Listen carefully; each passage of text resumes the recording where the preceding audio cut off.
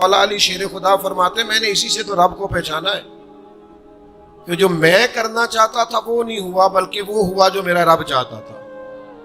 فرماتے میں نے کسی کام کے لیے سارے اسباب جمع کر لیے، جب نہیں ہوا تو میں سمجھ گیا یہ کرنا میرے اللہ نے۔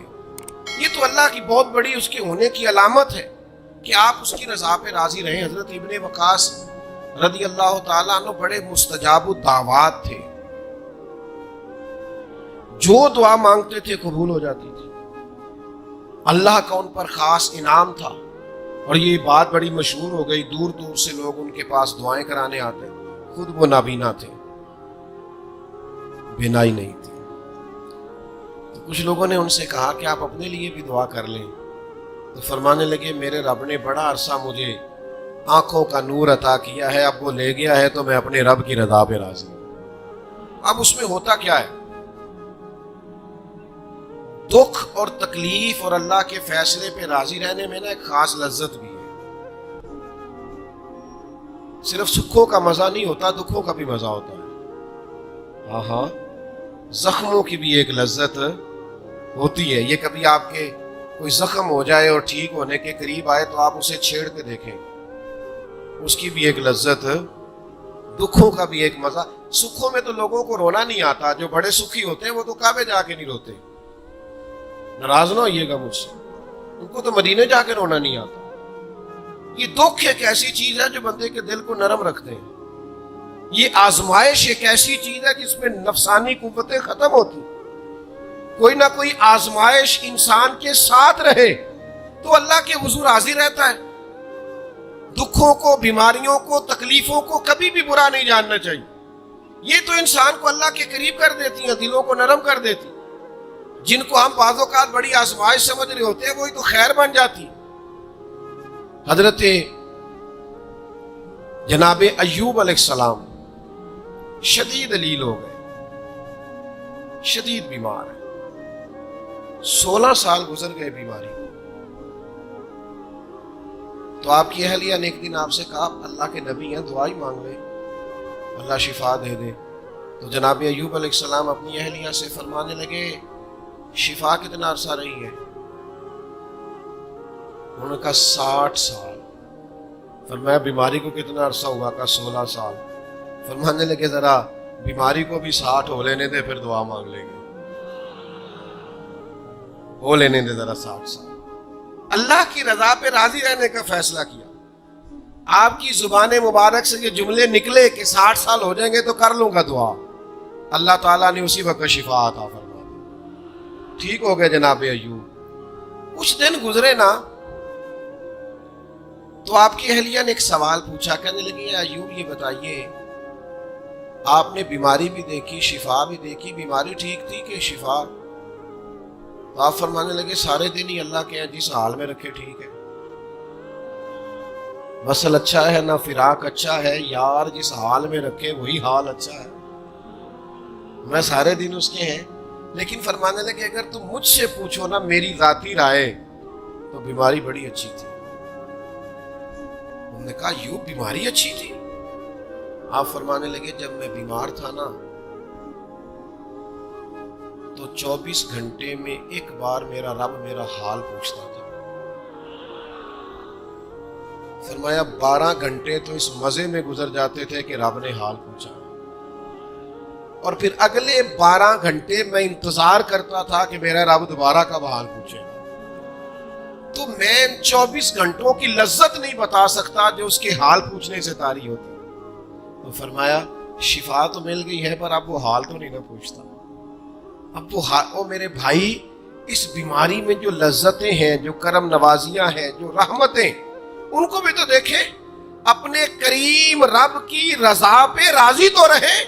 آپ کو پتہ ہے دکھ کس کو کہتے ہیں؟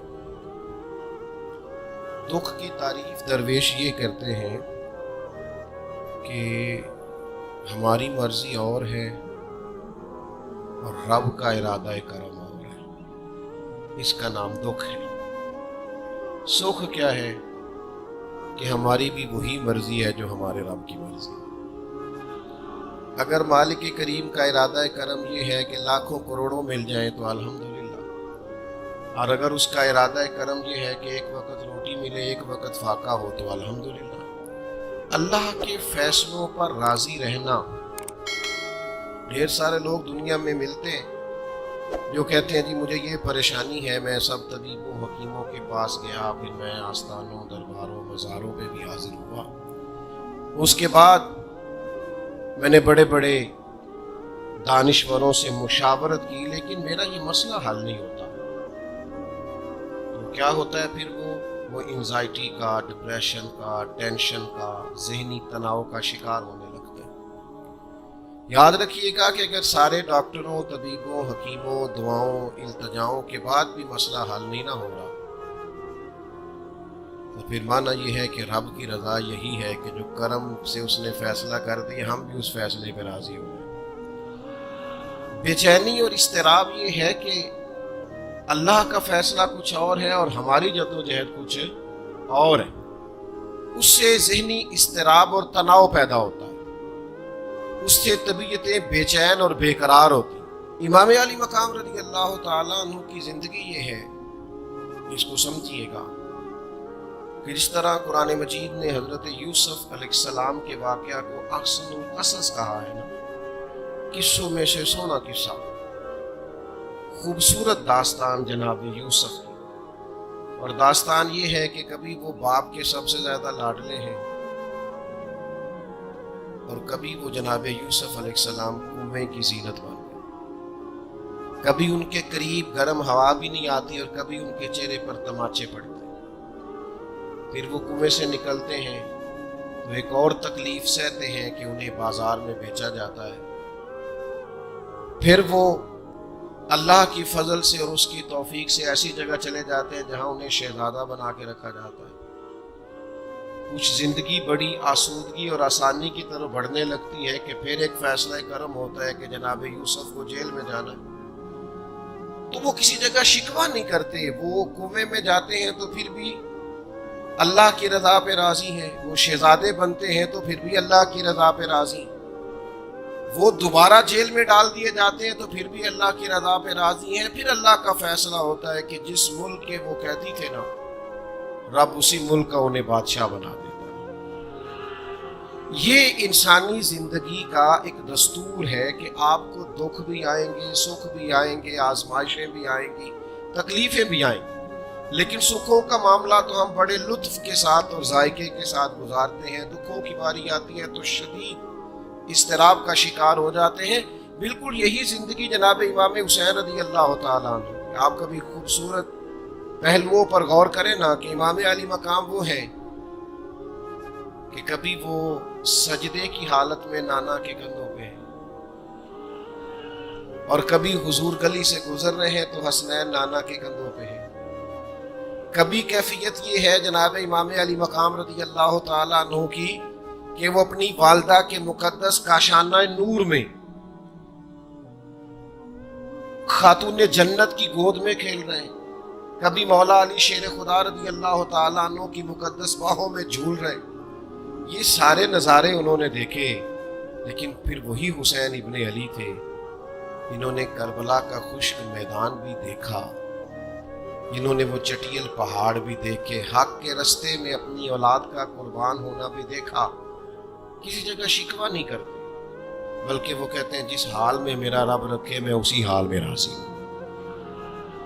ہمارے ہاں یہ ہوتا ہے کہ ہم سکھوں کو تو یاد ہی نہیں رکھتے، ہمیں صرف تکلیفیں یاد رہتی ہیں، صرف آزمائشوں کو یاد رکھتے ہیں، مثبت پہلوؤں کو نہیں سوچتے۔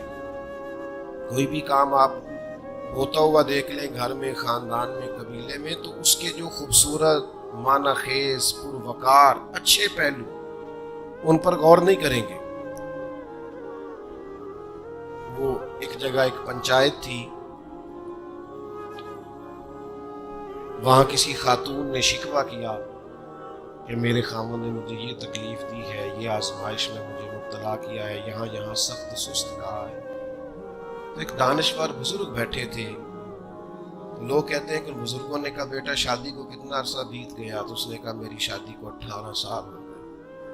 تو اس نے کہا یہ جو تم لڑائی، فساد، جھگڑا، دنگا، پریشانی بتا رہی ہو، یہ تو ایک دن کا ہے، باقی 18 سالوں کی بھی بات بتاؤ نا۔ اپنے ایک دن کا جھگڑا تو یاد رکھا اور اس ایک دن کے جھگڑے کے نتیجے میں آنے والی تکلیف کو بھی تم نے یاد رکھا، لیکن وہ جو 18 سال تمہارے اپنے شوہر کے ساتھ سکھی گزر گئے ان کا بھی تو تذکرہ کرو۔ تو کچھ دیر کی خاموشی کے بعد اللہ نے اس خاتون کے دل میں ٹھنڈک پیدا کی اور وہ کہنے لگی میرے شکوے دور ہو گئے ہیں، اب میں انشاءاللہ کوشش کروں گی کبھی دوبارہ اپنے شوہر کی شکایت نہ کروں۔ آپ بات کو سمجھیں، ہم اپنی زندگی کی صرف شکایتیں یعنی دکھی ہیں صرف زندگی میں، وہ دعا کرتے ہیں جی میرے گھٹنے میں درد ہے، باقی جسم ٹھیک ہے نا ماشاءاللہ سارا، اس کا شکر بھی ساتھ ادا کریں۔ دعا کریں جی آج کل کاروبار نہیں چل رہا تو اس سے پہلے ساری زندگی ٹھیک چلتا رہا ہے، اس کا شکر بھی ادا کر لیں۔ قرآن مجید فرقان حمید ارشاد فرماتا ہے اللہ کے بندوں کی شان یہ ہے کہ رضی اللہ عنہم ورضوا عنہ، بڑا خاص پہلو ہے۔ اللہ فرماتا ہے کہ اللہ ان سے راضی ہے اور وہ بھی اپنے اللہ سے راضی ہے۔ اللہ نے انہیں جس حال میں رکھا ہے وہ بھی اللہ سے راضی ہے۔ ذالک الفوز العظیم، اللہ فرماتا ہے یہ بڑی کامیابی ہے، اللہ بھی ان سے راضی ہے اور وہ بھی اللہ سے راضی ہے۔ امام غزالی رحمۃ اللہ تعالی علیہ سے کسی نے پوچھا یہ بندے کا اللہ سے راضی ہونے کا کیا مطلب ہے؟ تو امام صاحب فرمانے لگے رب تو کریم ہی بڑا ہے، یتیم کے سر پہ ہاتھ پھیر دو راضی ہو جاتا ہے، وہ طوائف کتے کو پانی پلا دے تو مالک راضی ہو جاتا ہے، وہ تو مہربانی بڑا ہے، تم نے رو کے 2 آنسو بہا دیے وہ راضی ہو جاتا ہے۔ فرماتے بندے کا مسئلہ ہے، مسئلہ تو بندے کا ہے، یہ راضی ہوتا ہی نہیں، یہ ہر وقت شکوے کرتا ہے، ہر وقت شکایات کرتا ہے، ہر وقت اس کا ذہن الجھا رہتا ہے، ہر وقت کوئی نہ کوئی نئی چیز کا مطالبہ کرتا ہے۔ نبی رحمت نور مجسم شفیع معظم صلی اللہ تعالی علیہ وسلم ارشاد فرماتے ہیں تم نہ اللہ کے دیے ہوئے تھوڑے رزق سے راضی ہو جاؤ وہ بھی تمہاری تھوڑی عبادت سے راضی ہو جائے گا۔ لیکن ہمارا حال یہ ہے کہ ہمیں سب کچھ چاہیے اور نتیجے میں اگر کوئی خدمت کرنی پڑے، کوئی ڈیوٹی کرنی پڑے، کوئی کام کرنا پڑے تو اس کے لیے ہم تیار نہیں ہوتے۔ عزیز بھائیوں سمجھیے گا، غور فرمائیے گا، توجہ کیجیے گا اس بات پر کہ ہمیں ہر حال میں اپنے رب سے راضی رہنا۔ آزمائش آ جاتی ہے، دکھ آ جاتے ہیں، محنت پوری کریں، جدوجہد پوری کریں، جو کام آپ کرنے جا رہے ہیں اس کے لیے جتنے ضروری اسباب ہیں وہ جمع سارے کریں، لیکن نتیجہ اللہ پہ چھوڑ دیں، رزلٹ اپنی مرضی کا نہ مانگے۔ یہ عقیدہ توحید یہ ہے کہ نتیجہ جو رب ہمارے لیے نکالے وہ نتیجہ ہمیں قبول ہونا چاہیے۔ درویش نے ایک جملے میں بات ختم کر دی، وہ کہتے ہیں دکھ قبول محمد بخشا، بس راضی رہن پیارے۔ اگر پیارے راضی ہیں دکھ دینے میں تو پھر ہمیں یہ دکھ قبول ہے اور کئی دفعہ قبول ہے۔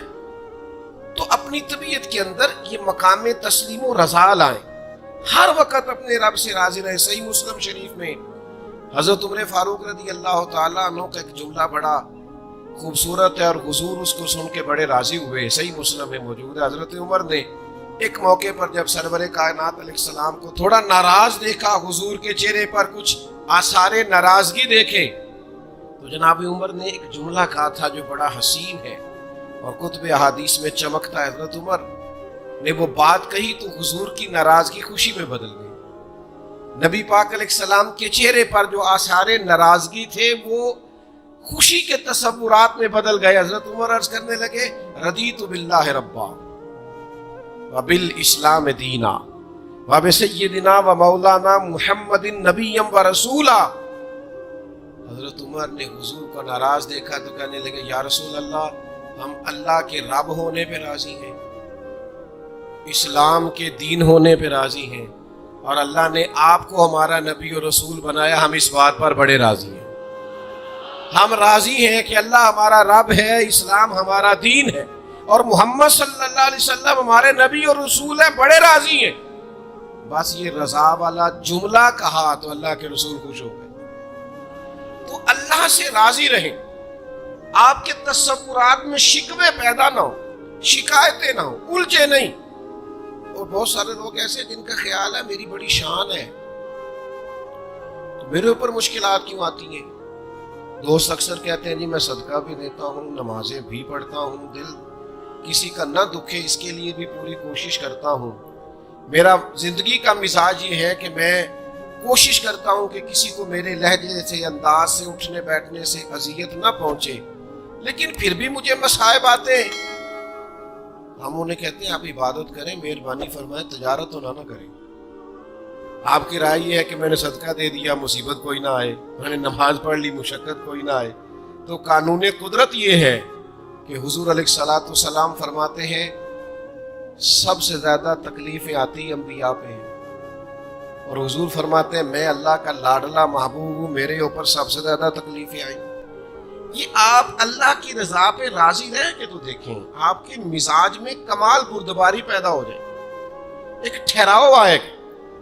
یہ دوست انتظامات کر رہے ہوتے ہیں نا، پروگراموں کے، اجتماعات کے، محافل کے، تو میں ایک ہی بات سب سے کرتا ہوں، میں کہتا ہوں آپ نے نا بردبار رہنا ہے، آپ نے تحمل سے رہنا ہے. ہم دیہاتی لوگ ہیں تو ہمارے ہاں شادیاں ہوتی تھی نا، تو شادیوں پہ رشتہ دار اکٹھے ہوتے تھے، تو صرف یہ فکر نہیں ہوتی تھی کہ کھانا پورا ہو جائے، صرف اتنی فکر نہیں ہوتی تھی کہ ان کے سونے کا انتظام ہو جائے، ایک فکر اور بھی ہوتی تھی کہ بندے بڑے اکٹھے ہوئے ہیں، سارے برادری اکٹھی ہوئی ہے کہ لڑ نہ پہن آپس سے. ہمارے ہاں نا چڑھانے والے زیادہ خطرناک نہیں ہوتے، چڑھنے والے زیادہ خطرناک ہوتے، جو ذرا سی بات پہ غصے میں آ جائیں، ذرا سی بات پہ چڑھ جائیں، کہیں سکون ہی نہیں، ٹھہراؤ ہی نہیں زندگی میں. اللہ کی رضا پہ راضی رہے. میرے رب نے جہاں مجھے رکھا ہے سب سے زیادہ باکمال رکھا ہے. جہاں میں ہوں خدا جانے بلندی ہے کہ پستی، پر جہاں میں ہوں وہاں کوئی نہیں ہے. آپ اپنے رب کی رضا پہ راضی رہیں کہ میری جہاں ڈیوٹی ہے کیا ہی بات ہے. میری جہاں ڈیوٹی، حضرت صدیق اکبر کو امیر المومنین بنایا گیا، لیکن جناب بلال حبشی کے پاس مدینے والے محبوب کے مہمانوں کی ذمہ داریاں تھیں، مسجد نبوی کی کنجیاں تھیں. کمال ان کا بھی بڑا ہے اور کمال بلال حبشی کا بھی بڑا ہے. حالانکہ وہ تو مسجد میں جھاڑو دیتے تھے، خدمت کرتے تھے. تو آپ اللہ کی رضا پہ راضی رہیں. جہاں رب نے آپ کو رکھا ہے، جس مقام پہ رکھا ہے، وہاں آپ راضی رہیں. آپ کو اطمینان محسوس ہوگا، آپ سکون میں آ جائیں، دل میں ٹھنڈک محسوس کریں گے، پریشانیوں سے نکلیں گے. یہ حدیث دیکھیے امام غزالی نے لکھی ہے. نبی پاک صلی اللہ تعالی علیہ وسلم کے پاس نا صحابہ کی ایک جماعت آئی. انہوں نے عرض کی یا رسول اللہ صلی اللہ علیہ وسلم ہم ایماندار ہیں. تو حضور نے فرمایا تمہارے ایمان کی نشانی کیا ہے؟ تم صاحب ایمان ہو تو دلیل کیا ہے؟ انہوں نے عرض کی یا رسول اللہ یہ ذرا دلیل سننا.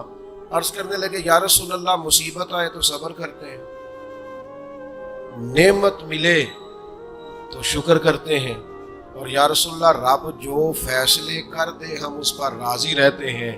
حضور فرمانے لگے کعبے کہ رب کی قسم تو واقعی ایماندار لوگ. اگر تم اللہ کے فیصلوں پہ راضی ہو، اگر تم نعمتوں پہ شاکر ہو، مسائب پر صابر ہو، تو تم واقعی مومن ہو. تو یہ یاد رکھیں اچھی طریقے سے کہ ہمیشہ اپنے آپ کو اپنے رب کے فیصلوں پہ راضی رکھیں. ہمیشہ کوشش کریں کہ مقدر سے شکوہ نہ کریں، تقدیر سے شکایت نہ کریں. جو ہمیں نہیں ملا اس کے بارے میں اپنی طبیعت کے اندر تڑپ اور طلب نہ پیدا کریں. بس جو فیصلہ رب نے کر دیا اس فیصلے پر ہمیشہ راضی رہیں. یہ کر کے دیکھیں. حضرت انس بن مالک رضی اللہ تعالیٰ عنہ فرماتے ہیں ایک پوری جماعت جنت میں جائے گی لوگوں کی. فرشتے ان سے پوچھیں گے کہ میاں حساب دے آئے ہو؟ تو وہ کہیں گے ہمیں تو کسی نے حساب پوچھا ہی نہیں. ان سے پوچھا جائے گا پل صراط دیکھی ہے؟ کہیں گے نہیں ہم نے تو نہیں دیکھی. ان سے پوچھا جائے گا کہ میزان عمل؟ تو انہوں نے کہا نہیں بالکل نہیں. تو کہا اچھا تم بڑے خاص لوگ ہو، دنیا میں کرتے کیا رہے ہو؟ تو کہیں گے کرتے کچھ بھی نہیں تھے، رب کے فیصلوں پہ راضی رہتے تھے. اور طبرانی میں ایک روایت ایسی بھی موجود ہے کہ حضور فرماتے ہیں رب کہتا ہے جس نے میرے فیصلوں پہ راضی نہیں رہنا وہ رب کوئی اور ڈھونڈ لے. اگر تم میرے فیصلے پہ راضی ہی نہیں ہو، او بھائی میں اپنے ادارے کا سربراہ ہوں، جو میرا فیصلہ نہیں مانے گا وہ نکلے گا ادارے سے. میں اپنی جماعت اور تنظیم کے تعلق سے کوشش کروں گا کہ امیر کی اطاعت کا سبق دوں. اگر کوئی نظم و ضبط درست نہیں کرے گا، یہ ایک حال ہے یہاں کے جو مینجمنٹ کے کام ہے، معاملات ہیں، ایک سربراہ آپ نے بنایا ہوتا ہے، اب اس کی اگر بات نہیں مانے گا کوئی ورکر، کوئی کام کرنے والا، تو یقیناً وہ کہیں گے کہ میاں آپ بات نہیں مان رہے، تمہارا نظم و ضبط خراب ہوتا ہے، لہذا اگر آپ نے ہمارے نظم کے اندر نہیں رہنا تو آپ نکل جائیں. تو اللہ کے فیصلوں کو جو لوگ تسلیم نہیں کرتے، اللہ کے فیصلوں کو جو لوگ تسلیم نہیں کرتے، یقیناً وہ کمزور ہو جاتے ہیں. آج بڑے لوگ ہیں جو وظیفے پوچھتے ہیں، اللہ کیسے راضی ہوگا، بتاؤ وظیفہ آپ کو. امام غزالی لکھتے ہیں کہ حضرت موسیٰ کلیم علیہ السلام نے اللہ کے حضور عرض کیا، مالک میری قوم پوچھتی ہے تو کیسے راضی ہوگا، ہم تجھے راضی کرنا چاہتے ہیں تو کیسے راضی ہوگا. تو حضرت موسیٰ علیہ السلام سے رب کریم نے فرمایا، ان سے جا کے کہہ دو کہ مجھ سے راضی ہو جائے، میں بھی ان سے راضی ہو جاؤں. یہ اپنے رب سے راضی رہیں، جو رب ان کے لیے فیصلہ کرے. وہ حضرت سفیان ثوری دعا مانگ رہے تھے نا، یا اللہ راضی ہو جا، یا اللہ راضی ہو جا، یا اللہ راضی ہو جا. تو حضرت رابعہ بصریہ رحمۃ اللہ علیہا بھی پردے کے پیچھے بیٹھی تھی. تو جب انہوں نے بہت زیادہ اس دعا پر اصرار کیا نا، یا اللہ راضی ہو جا، تو پردے کے پیچھے سے بول پڑی، کہنے لگی سفیان اب کچھ اور نہ مانگے، اللہ سے آگے نہ چلے. جناب سفیان کہنے لگے میں دعا ہی کر رہا ہوں کہ یا اللہ تو راضی ہو جا. تو فرمانے لگی پہلے اپنے دل پہ ہاتھ رکھ کے بتائیں آپ اللہ سے راضی ہیں؟ آپ تو کہتے ہیں یہ ہے تو یہ نہیں ہے، کبھی یہ بھی مل جائے نا. اگر آپ ناراض نہ ہوں تو پہلے خیال تھا ایک سواری مل جائے، چاہے موٹر سائیکل ہی ہو، مل گئی. اب بڑے پریشانی ہوتی ہے، کبھی 4 ٹائروں والی ہوتی نا، وہ بھی مل گئی، دے دی، طلب ہی یہ تھی. اب خیال آتا ہے کبھی تھوڑی سی بڑی مل جائے نا، وہ بھی مل گئی. اب جن کی ذرا گاڑیاں اونچی ہیں، ٹائر چوڑے ہیں، وہ پریشان کرتے ہیں، تو بندہ تو روک ہی نہیں رہا کہیں. تو حضرت کلیم سے رب نے فرمایا ان سے کہو مجھ سے راضی ہو جائے، میں بھی ان سے راضی ہو جاؤں. لیکن ہماری طبیعت کی بے چینی، ہمارے مزاج کی بے قراری، ہمارے لب و لہجے کا وہ عالم کہ ہم خوش نہیں ہوتے. ڈھیر سارے لوگ ہیں، آپ کچھ بھی کر لیں، کچھ بھی گھر میں لے آئیں، کچھ بھی ہو جائے، کتنی بھی نعمت مل جائے، ان کا مزاج اس طرح کا بن جاتا ہے، خوش نہیں. میں اکثر دوستوں سے کہتا ہوں کہ بعض دوست ایسے ہیں جن کا انداز اس طرح کا ہے کہ ان کو کوئی بھی نعمت مل جائے تو ان کی طبیعت سکون پذیر نہیں ہوتی. حضرت عبداللہ ابن عمر رضی اللہ تعالیٰ عنہ صحابہ میں سے بڑے صالح آدمی ہیں، نیک آدمی ہیں، حضرت عمر کے صاحبزادے ہیں، اور اللہ کے حبیب علیہ السلام نے فرمایا یہ بڑے نیک ہیں. تو سیدنا عبداللہ ابن عمر رضی اللہ تعالیٰ عنہ کے نا ایک صاحبزادے بیمار تھے. یہ جو بچے بیمار ہوں یا کسی تکلیف میں ہوں تو یہ ماں باپ کو بڑا بے چین کر دیتے ہیں. اپنی بھوک بھی بندہ سہ لیتا ہے، اپنی بیماری اور تکلیف بھی سہ لیتا ہے، لیکن اگر اولاد کسی آزمائش کا شکار ہو جائے، پریشانی کا شکار ہو جائے تو انسان بڑی تکلیف میں آ جاتا ہے. حضرت عبداللہ ابن عمر رضی اللہ تعالیٰ عنہ بڑے پریشان تھے اپنے بیٹے کو لے کر، اور جو ان کے قریبی لوگ تھے وہ محسوس کرتے تھے کہ شدید ذہنی اضطراب میں مبتلا ہیں سیدنا عبداللہ ابن عمر. اللہ کا فیصلہ ایک کرم آیا اور ان کے صاحبزادے کا وصال ہو گیا. جب ان کے صاحبزادے وصال کر گئے نا تو ظاہر ہے کہ بیماری سے بڑا غم تو صاحبزادے کا انتقال کر جانا ہے. تو جنازے کے لیے جو لوگ آئے اور اس کے بعد جو تعزیت کے لیے لوگ آئے، وہ کہتے ہیں ہم نے جناب عبداللہ ابن عمر کو بڑا مطمئن دیکھا.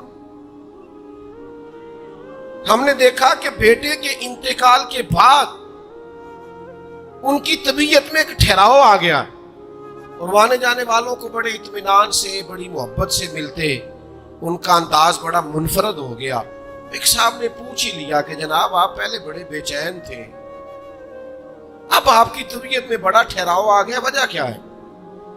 تو حضرت عبداللہ ابن عمر فرمانے لگے جب تک وہ بیمار تھا میری ذمہ داری تھا اور میں بے چین تھا. فرمایا میرے رب کا فیصلہ کرم آ گیا ہے اور وہ میرے رب کے حضور حاضر ہو گیا. گویا اب جس بارگاہ میں گیا ہے وہاں رحمت ہی رحمت ملے گی، وہاں کرم ہی کرم ملے. اب میں مطمئن ہو گیا ہوں کہ اللہ کی رحمتیں قبر میں اس کا استقبال کریں گے. جب تک میری ڈیوٹی تھی تو میں پریشان تھا، بے چین تھا، بے قرار اب تو حاضر بارگاہ ہو گیا اور میں اپنے رب کی رضا پہ راضی ہوں جب تک اللہ نے چاہا بیٹا میرے پاس رہا، اور جب اللہ نے چاہا اللہ نے اسے اپنی بارگاہ میں بلا لیا۔ میرے بھائیو یاد رکھیے گا، ہمیشہ اس بات کو اپنے ذہن میں بٹھائیے گا کہ زندگی کے اندر کبھی بھی اللہ کے فیصلوں پر شکوہ کرنا اور اللہ کے فیصلوں پر اظہار ناراضگی کرنا معاذ اللہ، اس سے اپنے دامن کو ہمیشہ بچا کے رکھیں اور پناہ میں رکھیں اپنے دامن کو کہ کبھی بھی انسان اس طرح کا نہ ہو جائے۔ میں دیکھتا ہوں شدید بے چینی یہ ہمارے ماحول میں، اللہ تعالیٰ معاف فرمائے، جو لوگوں سے شدید ایک دوسرے سے ہماری طبیعتیں کھنچ جاتی ہیں اور تناؤ اور کھچاؤ پیدا ہو جاتا ہے، اور پھر لوگ ڈپریشن میں چلے جاتے ہیں، حتیٰ کہ بعض لوگ معاذ اللہ انتہائی قدم اٹھاتے ہیں، خودکشی کی طرف بڑھ جاتے ہیں۔ اور بڑے بڑے پڑھے لکھے لوگوں کا ہم ایسا رجحان دیکھتے ہیں کہ وہ عجیب پریشانی کن گفتگو کرتے ہیں، بس اس کا ارادہ تھا ملک سے باہر جانے کا اور وہ حالات سازگار نہیں ہوئے، کسی وجہ سے نہیں جا سکا، تو بھائی سارے لوگ نہیں جا پاتے۔ آپ ڈھیر سارے لوگوں سے پوچھ لیجئے گا کہ وہ زندگی میں کچھ اور کرنا چاہتے تھے لیکن اللہ کا ارادہ کرم ان کے لیے کچھ اور تھا، اور یہ ایک ایسی اللہ کی توحید کی علامت ہے کہ اگر آپ کو ہماری ویڈیو اچھی لگی تو ہمارے چینل کو سبسکرائب ضرور کریں